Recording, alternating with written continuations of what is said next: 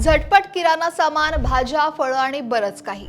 डोळे मिटून विश्वास ठेवतो आपण ज्या ऑनलाईन डिलिव्हरी ॲपवर, तिथंही तुमच्या आरोग्याशी खेळ सुरू आहे. मुंबईतून एक अशीच धक्कादायक बातमी समोर येते, ज्यामुळे ग्राहक आणि कंपन्यांमध्ये खळबळ माजली आहे. प्रसिद्ध ऑनलाईन डिलिव्हरी सेवा ब्लिंकिटचा अन्न परवाना चक्क रद्द करण्यात आलाय. पण का?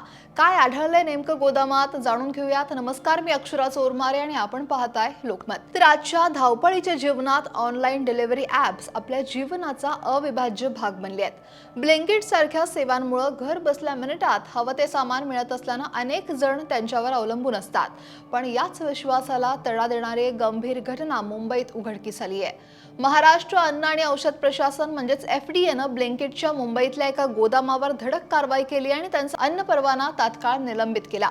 अन्न आणि औषध प्रशासन आयुक्त तुकाराम मुंडे यांच्या नेतृत्वाखाली राज्यभरात अन्न सुरक्षा मानकांची कडक अंमलबजावणी मोहीम सुरू आहे. आणि याच मोहिमेअंतर्गत 7 ऑगस्टला मुंबईतील मालाड पश्चिम इथल्या ब्लिंक कॉमर्स प्रायव्हेट लिमिटेडच्या गोदामाची तपासणी करण्यात आली. एफडीएच्या अधिकाऱ्यांना तिथं जे काही दिसलं ते अक्षरशः धक्कादायक होतं. तपासणीत ब्लिंकिटच्या गोदामात अनेक गंभीर त्रुटी आढळल्या आणि सगळ्यात महत्त्वाचं म्हणजे भाज्या आणि फळांच्या साठवणुकीच्या जागेसह संपूर्ण गोदामात मोठ्या प्रमाणात झुरळांचा प्रादुर्भाव होता. अन्नपदार्थ गंजलेल्या रॅकवर आणि थेट जमिनीवर ठेवलेले. कोल्ड स्टोरेजची स्वच्छता अपुरी होती. मुदतवाढ झालेले, खराब झालेले किंवा पॅकिंगमध्ये छेडछाड केलेले अन्नपदार्थही मोठ्या प्रमाणात आढळले.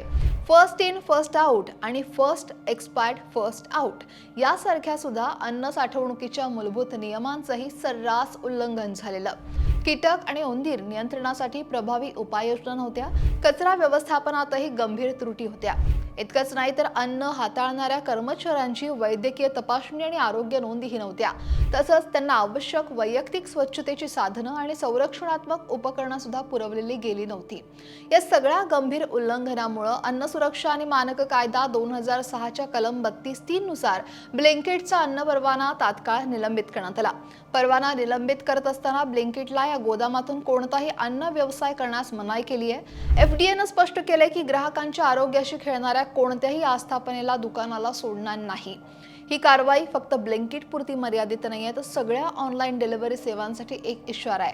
ग्राहकांनीही आता ऑनलाईन मागवलेल्या पदार्थांच्या पॅकेजिंगची, मुदतवाढ आणि स्वच्छतेची खात्री करून घेणं महत्त्वाचं आहे. यासोबतच बुलढाणा जिल्ह्यातील एआरडी सिनेमा इथल्या रिलायन्स रिटेलच्या एका आउटलेटवर सुद्धा एफडीएनं कारवाई केली आहे.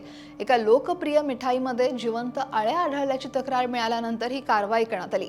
एफडीएच्या आता या धडक कारवाईमुळे अन्न सुरक्षा नियमांचं पालन न करणाऱ्या इतरांनाही धडा मिळेल अशीच सध्या अपेक्षा आहे. तुमच्या आरोग्याशी कोणतीही तडजोड होऊ नये म्हणून प्रशासन सदैव तत्पर आहे. पण ब्लिंकिटच्या या घटनेवर तुमचं मत काय आहे? तुम्ही ऑनलाईन फूड किंवा किराणा मागवताना कोणती काळजी घेता आणि तुमच्या मते अशा कंपन्यांवर आणखी कोणती कडक कारवाई व्हायला हवी? कमेंटमध्ये तुमचं मत नक्की सांगा आणि लोकमत सबस्क्राईब करायला विसरू नका.